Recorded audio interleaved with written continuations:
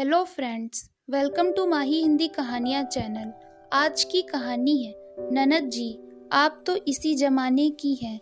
अगर आपको कहानी पसंद आए तो वीडियो को लाइक करना ना भूलें और चैनल पर पहली बार आए हैं तो इसे सब्सक्राइब जरूर करें।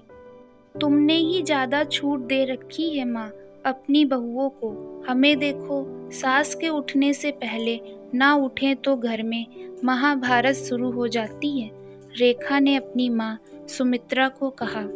सुमित्रा जी वैसे तो पूरे मोहल्ले में अपनी प्रगतिशील सोच की तारीफ करती नहीं थकती थी, पर वह सोच सिर्फ उनकी अपनी बेटियों के लिए ही थी।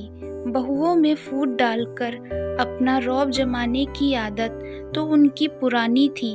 मौका देखते ही किसी एक बहू की तरफ होकर दूसरी बहू को नीचा दिखाने में कोई कसर नहीं छोड़ती थी। जब बेटियां ससुराल से घर आ जाती थी तब तो बहुओं को इंसान समझना भी बंद कर देती थी। बेटियां भी बात बात पर उन पर रौब जमाती थीं और उन्हें बर्दाश्त नहीं था कि भाभी अभी बैठकर फुर्सत की सांस लें, हंसी ठिठौली करें। बहुएं कभी अपने पतियों को सुमित्रा जी के व्यवहार के बारे में कहती तो बेटे यही कहते, माँ पुराने जमाने की है, तुम्हें थोड़ा एडजस्ट करना चाहिए। पिछली छुट्टियों में छोटी ननद घर आई, उसके बेटे ने बड़ी बहू की बेटी को गिरा दिया। जब बड़ी बहू ने डांटा तो मामी को ही अकड़ दिखाने लगा। इतने में छोटी ननद चिल्लाई, माँ तुम्हारे घर में अब हमारे बच्चों के लिए भी जगह नहीं है क्या? सुमित्रा जी ने बहू को खूब खरी खोटी सुनाई और बेटे से शिकायत की। वह अलग। दोनों बहू अपनी सास के इस बर्ताव से तंग आ चुकी थी।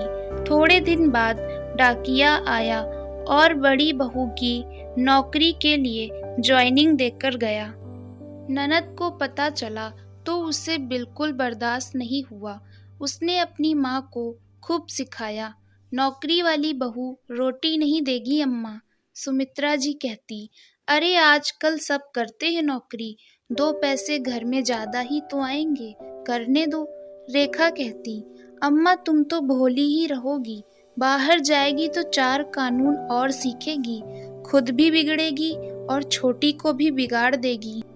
फिर तुम बुढ़ापे में अपनी रोटी खुद ही बनाती रहना। सुमित्रा ने अपने बेटे से कहा, हमें पैसे की जरूरत नहीं, मना कर दो बहू को, क्या जरूरत है नौकरी करने की।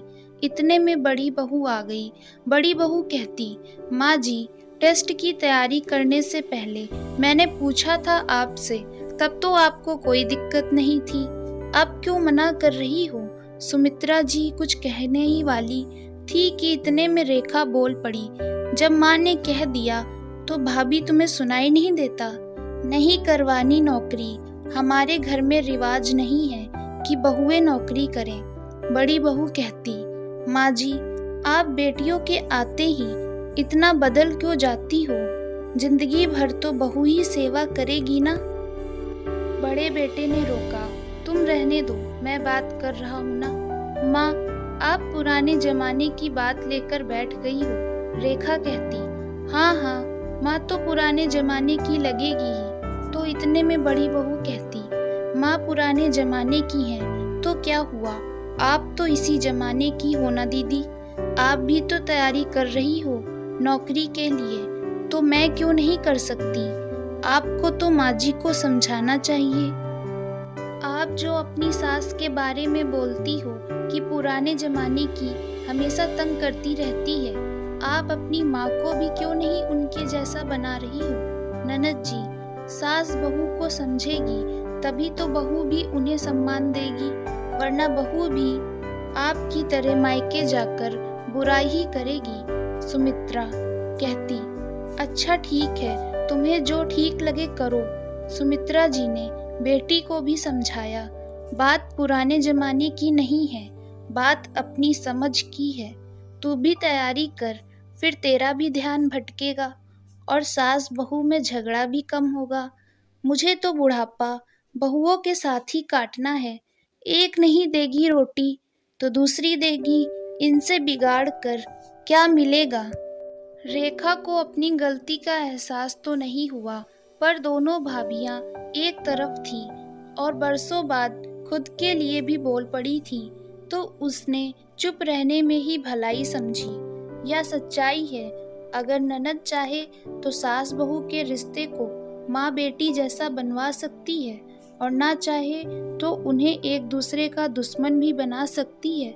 सास को बहू और बेटी में संतुलन रखना चाहिए। अपनी बेटी के लिए जैसी सास चाहिए, बहू के लिए भी वैसी ही सास बनना पड़ेगा, वरना कलयुग है, कर्म का फल यही मिलना है। दोस्तों, उम्मीद है आपको यह कहानी अच्छी लगी होगी। आपको यह कहानी कैसी लगी, हमें अपने विचार कमेंट करके बताएं। अगर आपको कहानी अच्छी लगी है तो वीडियो को लाइक करें, शेयर करें। चैनल पर पहली बार आए हैं तो इसे सब्सक्राइब जरूर करें।